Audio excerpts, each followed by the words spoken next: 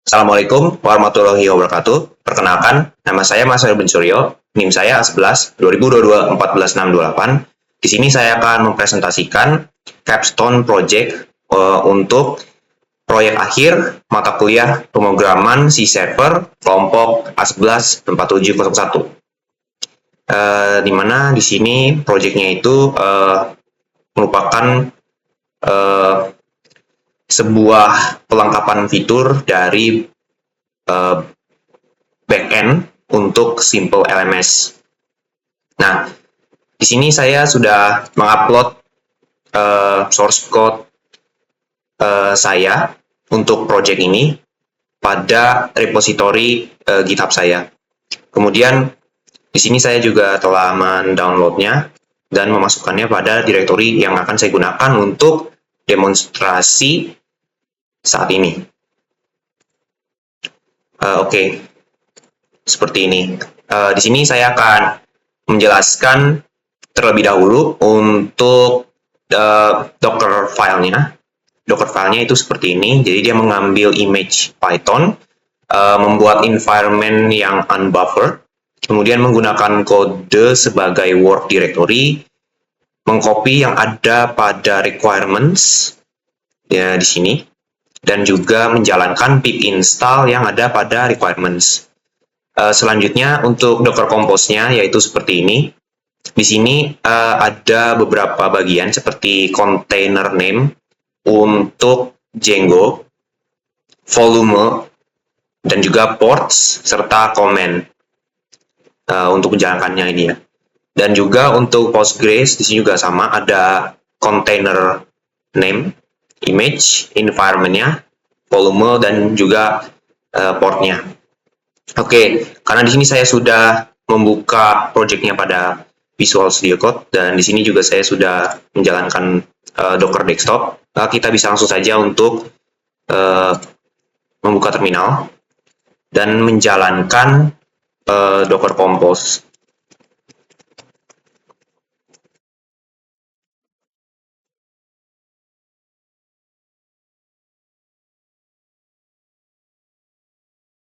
Oke, di sini Docker Compose sudah berjalan dan pada ini Docker Desktop-nya juga sudah berjalan. Langkah selanjutnya itu kita akan mengattach shell pada bagian ini, image-nya ini ya. Kita attach shell dulu. Oke, selanjutnya di sini saya akan menjalankan Python manage py make migrations untuk mengecek tidak ada perubahan. Maka selanjutnya saya akan menjalankan manage py untuk migrate.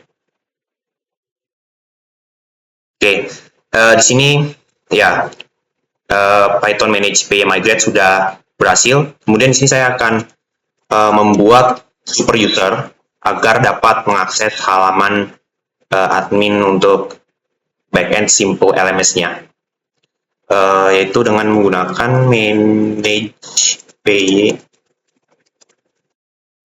super user. Di sini saya akan menggunakan nama saya.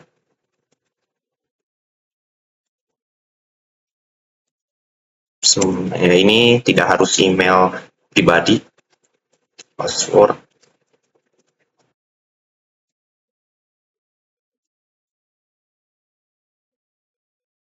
Oke, super user sudah berhasil kita buat. Maka langkah selanjutnya di sini saya akan menjalankan untuk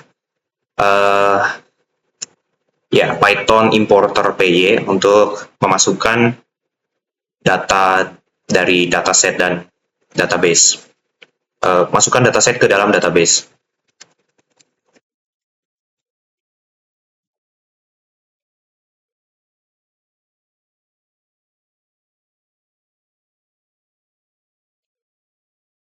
Untuk proses Python importer py-nya memang sedikit lama, jadi kita bisa menunggu saja.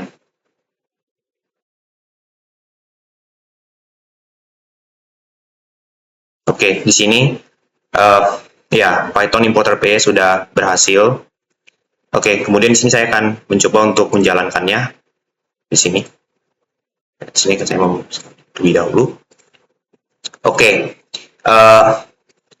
ya, kita coba masuk ke halaman admin terlebih dahulu.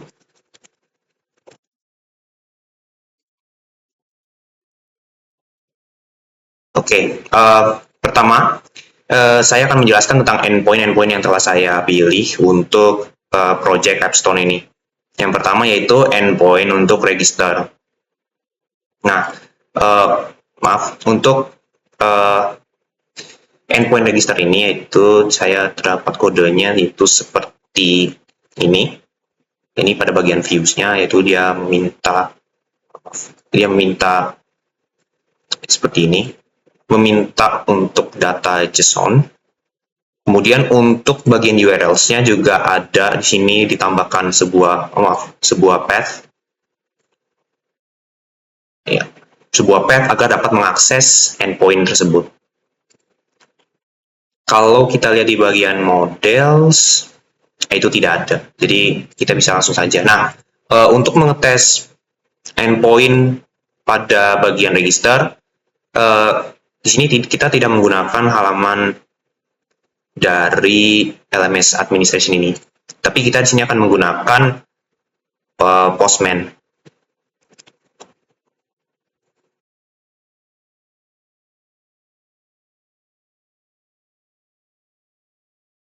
Ya, seperti ini.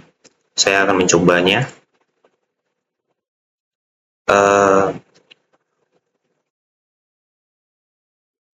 Kita copy URL terlebih dahulu.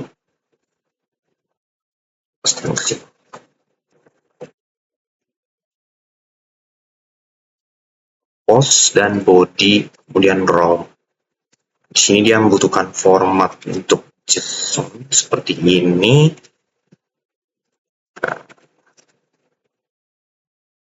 Ya, dia membutuhkan format seperti ini. Surname, si titik, kemudian kita kasihkan nama. Misal sebagai ini. Misal seperti ini ya. Oke.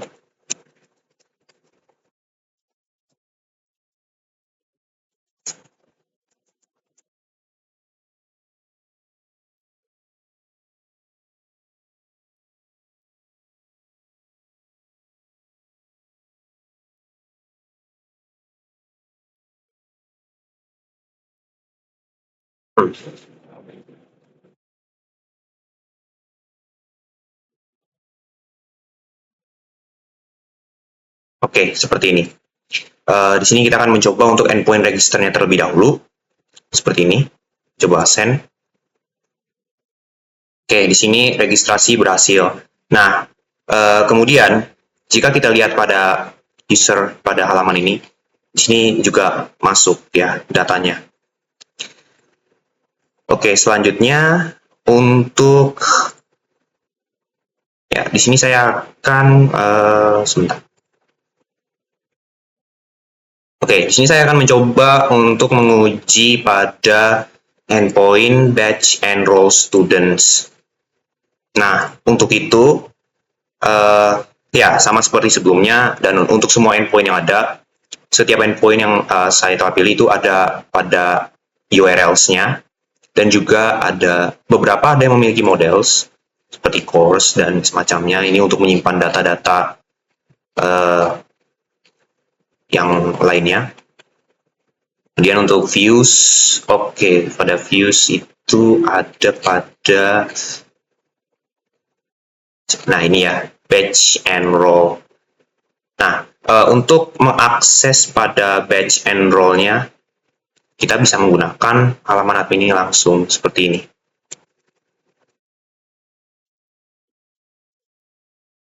Oh, maaf. Oke, seperti ini. Nah, di sini ya seperti pada URLs di sini batch and roll.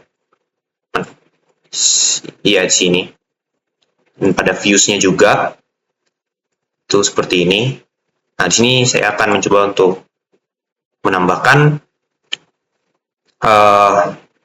siswa atau mahasiswa ke dalam course yang telah ada.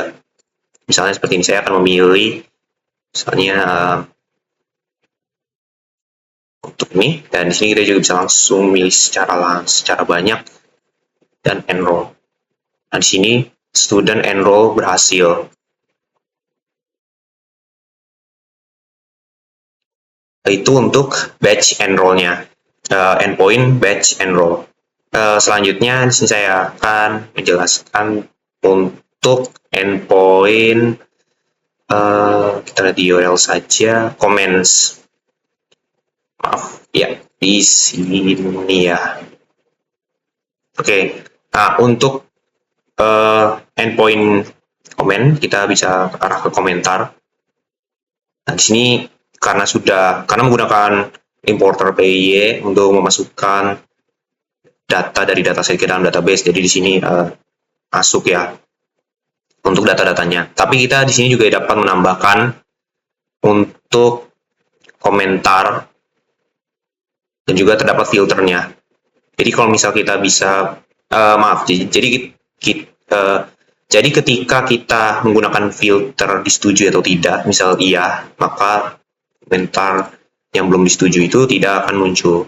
Di sini saya akan mencoba untuk menambahkannya.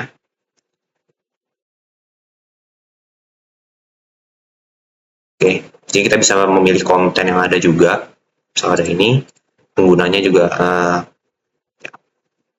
seperti ini misalnya.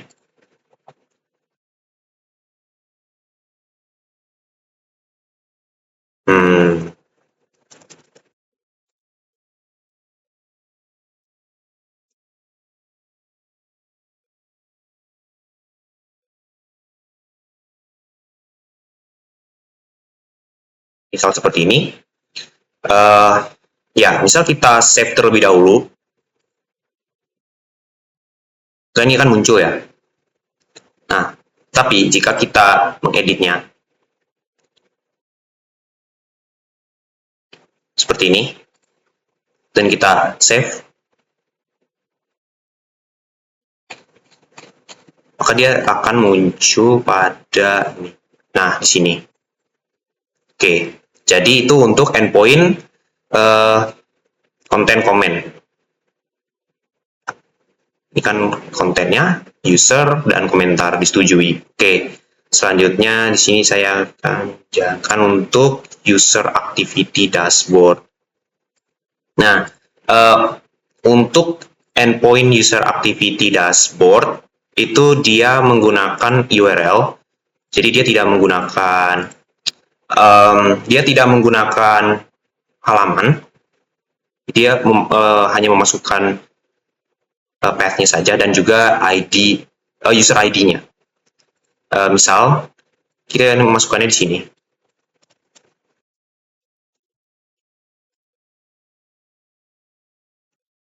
Seperti ini. Course sebagai siswa, course terbuat, comments tertulis, konten terselesaikan, seperti itu. Itu untuk user activity dashboard, endpoint user activity dashboard. Kemudian untuk course analytics, di sini endpoint course analytics, dia fungsinya itu sama seperti ini. Course analytics dan juga course ID-nya. Oke, kita akan mencobanya.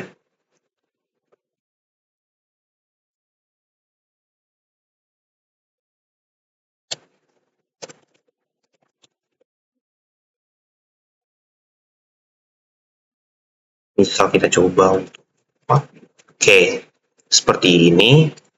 Jumlah member, jumlah konten, dan jumlah komen. Ya, member, konten, dan komen. Seperti ini.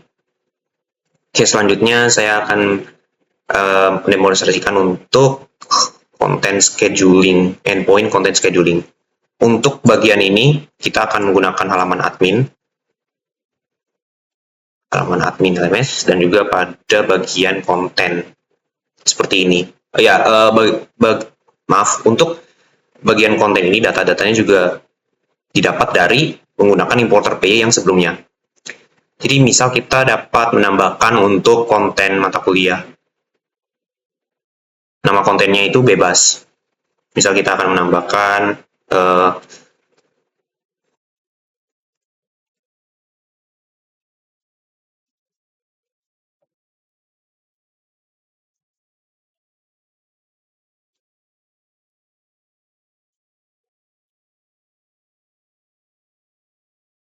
juga mata kuliahnya kita bisa milih seperti ini. Induk kontennya juga bisa milih. Kemudian untuk waktu mulai, itu misal kita sekarang, dan waktu selesainya misal kita buat besok. Seperti ini dia akan muncul. Oke, itu untuk konten scheduling. Selanjutnya, untuk endpoint course enrollment limits. Nah, jadi pada bagian ini, itu di mana terdapat semacam batasan untuk bergabung pada suatu course, di mana hanya satu student yang hanya bisa enroll pada course yang sama. Kemudian jika kuota penuh, student tidak akan bisa masuk. Untuk enroll studentnya di sini,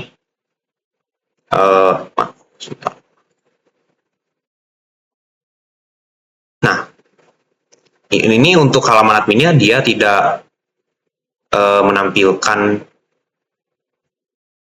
jumlah maksimal ya, tetapi jumlah maksimalnya itu ada. Kita dapat mengaksesnya juga. Misal untuk mengaksesnya itu, apakah kita minta? Oh, berarti bukan di sini ya.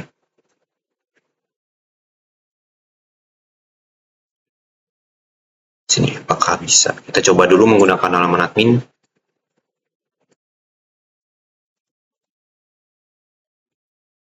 Oh, berarti di sini kita harus menggunakan ya, kita di sini harus menggunakan Postman. Oke, untuk itu kita bisa masukkan URL atau linknya.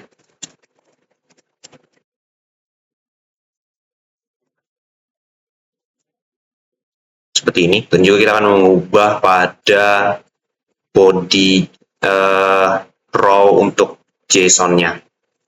Ini kita akan memasukkan course ID seperti ini. Misal kita masukkan 12, kemudian kita masukkan user ID misal 15. Seperti send. Student enroll successfully, sudah berhasil. Tapi maaf, jika kita coba lagi, student sudah masuk.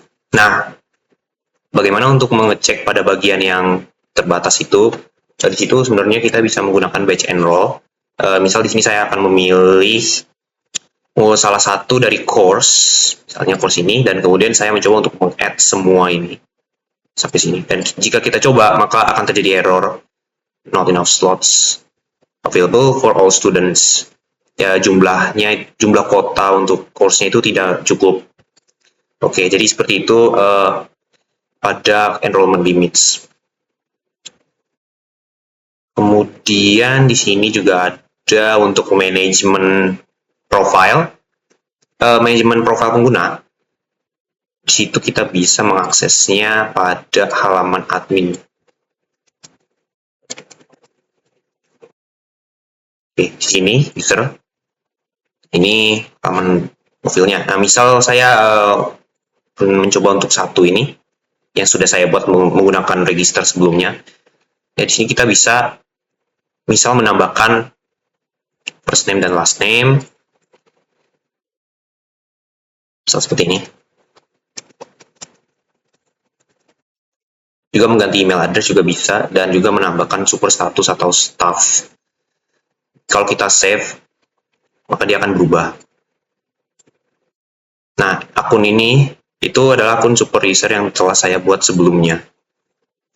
Oke, jadi itu untuk management profile sebenarnya hanya untuk ditampilkan saja. Oke, selanjutnya endpoint yang saya pilih itu adalah course announcements. Course announcements ini itu terdapat 4 endpoint, yaitu create announcement untuk menambahkan pengumuman, show announcement untuk menampilkan semua pengumuman pada course tertentu, edit announcement untuk mengedit announcement yang telah ada, dan juga delete announcement. Oke, announcement itu ada pada bagian pengumuman. Nah, di sini saya belum membuat pengumuman, jadi kita akan mencoba untuk membuat salah satu pengumuman contoh.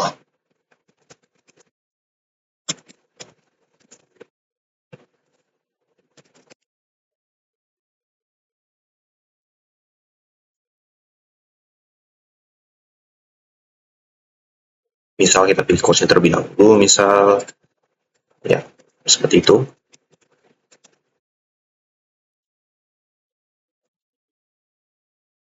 Nah, ini tuh start date. Jadi ini tuh ya kapan pengumuman ini dimulai dan juga kapan pengumuman ini akan berakhir. Misal kita dapat besok, enggak save. Seperti ini, pengumuman telah berhasil dibuat. Oke, selanjutnya kita bisa membuat untuk pengumuman yang kedua.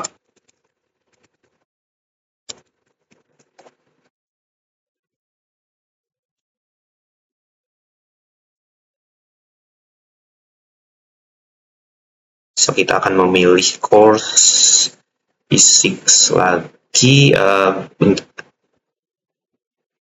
Oke, bisa kita ini untuk ini. Start date-nya itu bisa kita pilih juga ya, misalnya. Misal tanggal 14, jamnya sendiri pun bisa dipilih. Dan untuk end date-nya itu misal 17. Kita save. Nah, seperti ini contoh pengumumannya. Oke, selanjutnya kita juga bisa mengedit dari salah satu pengumuman ini. Misal, saya ingin mengedit pada pengumuman 1. Saya misal mengubah menjadi pengumuman 3. Mengubah juga course-nya, misal course-nya itu nih. Dan juga kita ubah tanggalnya, misal tanggal 19. Dan juga kita save. Maka ini akan berubah. Kemudian, yang bagian dari pengumuman selanjutnya itu untuk menghapus pengumuman yang telah ada atau telah dibuat. Jadi kita bisa langsung saja delete, maka pengumumannya akan hilang. Oke, jadi seperti itu untuk endpoint course announcements. Selanjutnya, fitur yang saya pilih lagi yaitu adalah course kategori management. Di sini itu terdapat add kategori, show kategori, delete kategori, juga menambahkan modal. Kita coba. Salah.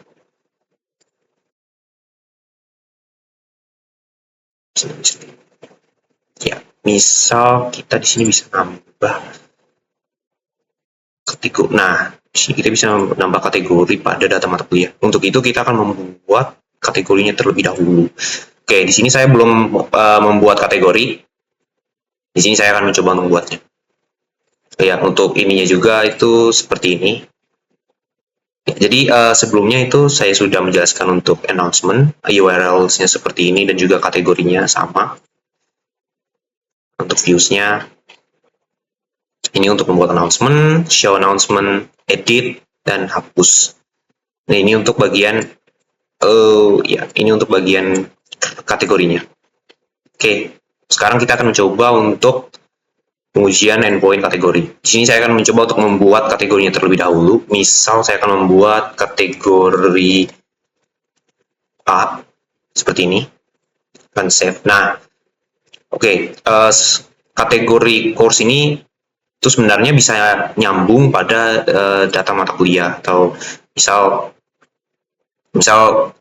ya, misal kita mencoba untuk membuat mata kuliah baru.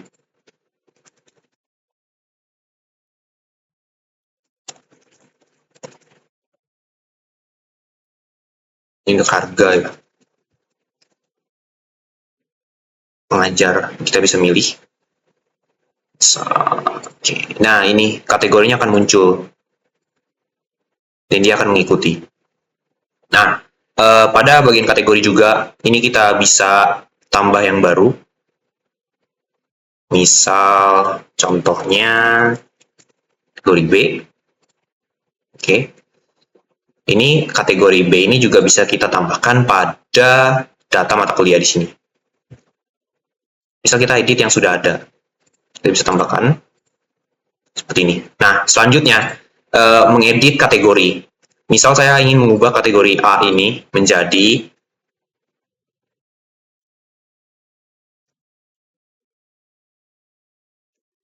seperti ini. Maka course yang terdapat kategori ini sebelumnya akan mengikuti seperti ini. Selanjutnya, ya saya akan coba untuk menghapus salah satu dari kategori yang telah saya buat. Misal kategori B ini saya hapus. Nah, sebelumnya itu yang telah, jadi untuk course sebelumnya yang telah mengarah atau terhubung dengan kategori yang telah saya buat dan kemudian kategorinya saya hapus, maka kategorinya akan hilang. Oke, jadi seperti itu untuk project capstone backend simple LMS pada mata kuliah pemrograman C server ini. Jadi sekian dari demonstrasi saya. Kurang lebihnya mohon maaf. Saya ucapkan terima kasih. Wassalamualaikum warahmatullahi wabarakatuh.